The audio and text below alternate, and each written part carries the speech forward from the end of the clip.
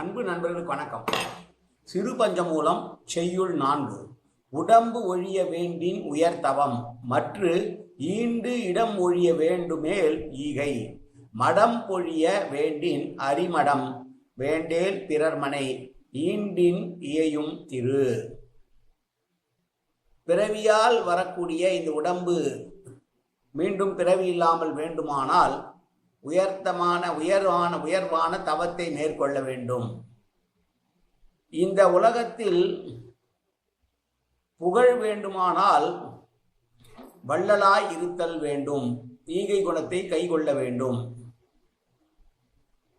மெல்லிய வீரம் தனக்கு வேண்டுமானால் அறிவுடையோர் துணைவு கொண்டு அடங்கி ஒழிக வேண்டும். எப்போதும் பிறர் மனைவியை விரும்பாது ஒழிய வேண்டும்.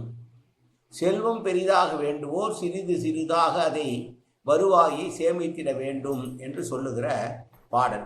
பகை, பாவம், அச்சம், பழி என 4ம் இல்லாமல் இருப்பதுதான் நல்லது என்று சொல்லுகிற சிறு பஞ்சமூலம் பாடல் இது.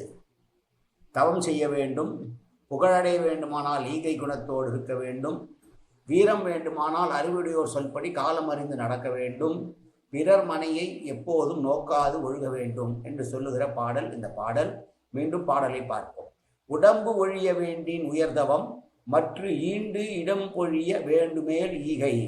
மடம் பொழிய வேண்டின் அரிமடம் வேண்டேல் பிறர் மனை ஈண்டின் இயையும் திரு. நன்றி, வணக்கம்.